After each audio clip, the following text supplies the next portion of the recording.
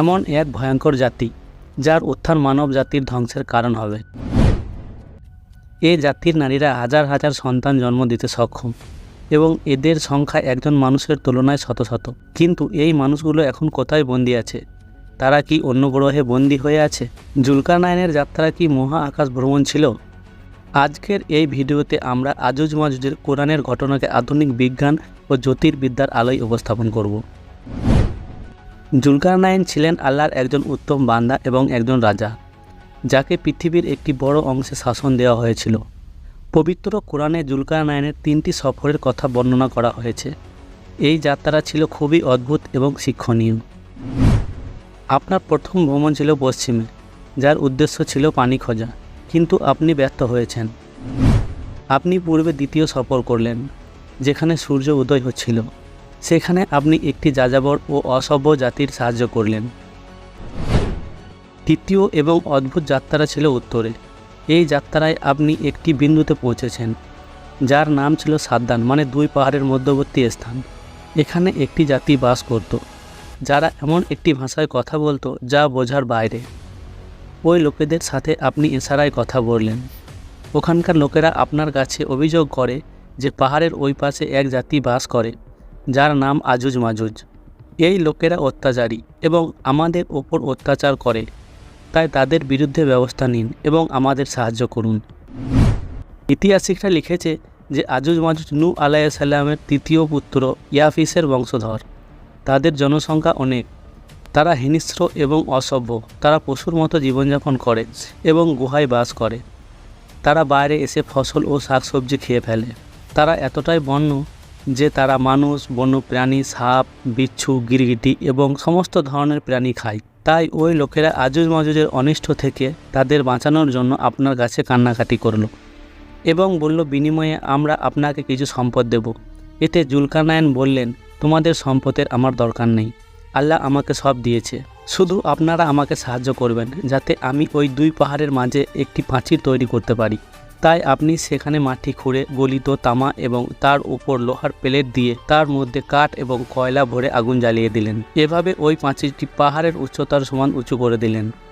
এই প্রাচীর ছিল অত্যন্ত মজবুত এবং স্থিতিশীল। এখন আজুজ মাজুজ দেওয়ালের ওপারে বন্দী হয়ে গেল এবং তাদের পক্ষে মানব জনসংখ্যার কাছে আসা প্রায় অসম্ভব হয়ে গেল। ওই লোকেরা জুলকারনাইনকে ধন্যবাদ জানায়। তাই তিনি বললেন, আপাতত এই প্রাচীর তোমাদেরকে আজুজ মাজুজের হাত থেকে রক্ষা করবে, কিন্তু সব কিছুই একদিন শেষ হয়ে যায়। অতএব এই দেয়ালটিও একদিন ভেঙে দেওয়া হবে এবং আজুজ মাজুজ বের হয়ে আসবে।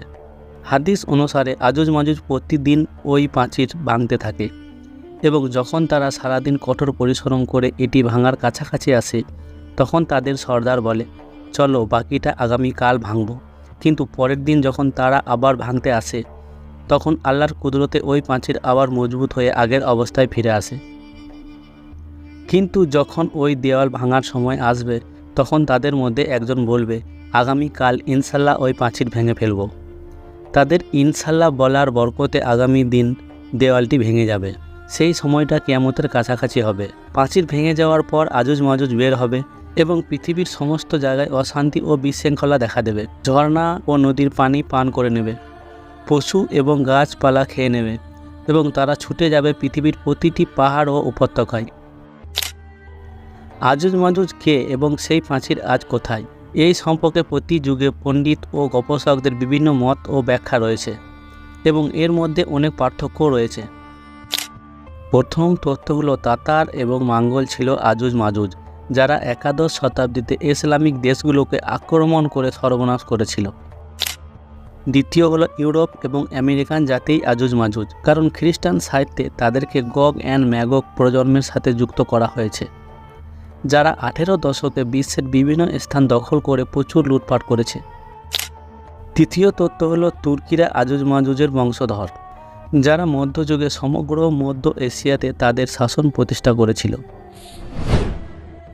কিন্তু এখন প্রশ্ন জাগে যে কোথায় সেই মহান উঁচু প্রাচীর যা জুলকারনাইন আজুজ মাজুজ থেকে রক্ষা করার জন্য নির্মাণ করেছিলেন? বিভিন্ন দেশে ঐতিহাসিক দেওয়াল ও প্যাসেজ পাওয়া যায়, যেগুলো আজুজ মাজুজের প্রাচীরের সাথে সংযুক্ত করা হয়েছে। এর মধ্যে রয়েছে চীনের প্রাচীর, কক্সার প্রাচীর, জার্মানির বার্লিন প্রাচীর এবং রাশিয়ার দারিয়াল বাঁধ। কিন্তু এই সব দেওয়াল এতটা মজবুত নয় যে ভাঙা যাবে না। এই দেওয়ালগুলো লোহা তামার তৈরি নয়, অতএব এই সমস্ত ব্যাখ্যা দুর্নীতিগ্রস্ত বলে বিবেচিত হয়। আধুনিক পণ্ডিত ও গবেষকগণ আজুজ মাজুজ সম্পর্কে একটি বৈজ্ঞানিক তথ্য উপস্থাপন করেছেন যা বিবেচনা করার মতো। এই তথ্য অনুসারে জুলকারনাইন মানুষ ছিলেন না, সে ছিলেন একজন ফেরেশতা। যেমন রিবায়েতে এসেছে যে একবার হযরত আলী এক ব্যক্তিকে বলতে শুনলেন, হে জুলকারনাইন। এতে তিনি রাগান্বিত হয়ে তাকে বললেন, তোমাদের জন্য নবীদের নাম রাখাটাই কি যথেষ্ট নয় যে এখন তোমরা একে অপরকে ফেরেশতার নামে ডাকছো? এই রিবায়েত থেকে এটা স্পষ্ট হয় যে জুলকারনাইন আলেকজান্ডার দ্য গ্রেট বা সাইরাস যেমন কেউ ছিলেন না, যেমনটা কিছু মানুষ তাকে এই দুনিয়ার রাজাদের সাথে যুক্ত করে, বরং তিনি ছিলেন একজন ফেরেশতা যাকে একটি নির্দিষ্ট কাজের জন্য নিয়োগ করা হয়েছিল। সূরা কায়েফের আয়াতে লেখা আছে যে আমি তাকে অর্থাৎ জুলকারনাইনকে পৃথিবীর শাসন দান করেছি এবং তাকে সব কিছু বোঝার জন্য একটি পথ দিয়েছি, তাই সে একটা পথে রওনা হলো। এ আয়াতে সাবাস বা শব্দটিকে গবেষকেরা আকাশে যাওয়ার পথ হিসেবে বর্ণনা করেছেন, যে পথে জুলকারনাইন আকাশে গিয়েছিলেন। হযরত জুলকারনাইন এমন এক জায়গায় পৌঁছেছিলেন যেখানে সূর্য ডুবে যাচ্ছিল কালো জলে। যদিও আমরা আজ জানি যে সূর্য অস্ত যায় না, বরং এটিও পৃথিবীর মতো নিজ কক্ষপথে ঘুরছে। যদিও এটা সম্ভব যে সেই পথ অনুসরণ করেই জুলকারনাইন এমন এক জায়গায় পৌঁছেছেন যেখানে সূর্য কালো জলে ডুবে যাচ্ছিল। গবেষকেরা ওই কালো জলকে ব্ল্যাক হোল বলে অভিহিত করেছেন, কারণ 1400 বছর আগে মানুষ ব্ল্যাক হোল সম্পর্কে সচেতন ছিল না। এর জন্য কালো জল শব্দটি ব্যবহার করা হয়েছিল। এটি জুলকারনাইনের তৃতীয় সফর সম্পর্কে বলা হয়েছে যে সে এমন পর্যায়ে পৌঁছেছে যেখানে একটি জাতি বাস করত দুই সাদ মানে বাধার মাঝে। এখন সেই দুই সাদ মানে প্রাচীন ইতিহাসিকরা পর্বত লিখেছেন, কিন্তু আধুনিক ব্যাখ্যায় একে পাহাড় নয় বরং নীহারিকা বলা হয়, কারণ জ্যোতির্বিদ্যায় স্যান্ডরয়েড মানে গ্যালাক্সির গ্যাস এবং ধুলোর একটি অঞ্চল। অর্থাৎ তৃতীয় যাত্রায় জুলকারনাইন একটি নীহারিকায় পৌঁছে যায়। এটা সম্ভব যে সেখানে বসবাসকারী মানুষ নয়, এলিয়েন, যারা জুলকারনাইনকে একটি বাধা নির্মাণের জন্য অনুরোধ করেছিলেন যাতে তারা আজুজ মাজুজ থেকে রক্ষা পায়। যার দলিল এই যে এই আয়াতে আর্থ শব্দটি উল্লেখ করা হয়েছে, যার অর্থ শুধু এই পৃথিবী নয় বরং মহাবিশ্বের বিভিন্ন গ্রহ। পবিত্র কোরআনে বিভিন্ন স্থানে 7 আসমান ও 7 জমিনের কথা বলা হয়েছে, তাই এখানে রেফারেন্স বলতে আমাদের জমি বোঝায় না, বরং এই মহাবিশ্বে আরেকটি পৃথিবী আছে যেখানে মানুষ নয় মহা আকাশের প্রাণী আছে। জুলকারনাইনের প্রতি আল্লাহর বিশেষ রহমত ছিল, তাই সেই সময় আধুনিক প্রযুক্তি না থাকা সত্ত্বেও তিনি এমন প্রতিবন্ধকতা তৈরি করেন যা বায়ুমণ্ডলীর গ্যাস নিয়ে গঠিত এবং এটি লোহা ও তামা গলার কারণে অস্তিত্ব লাভ করে।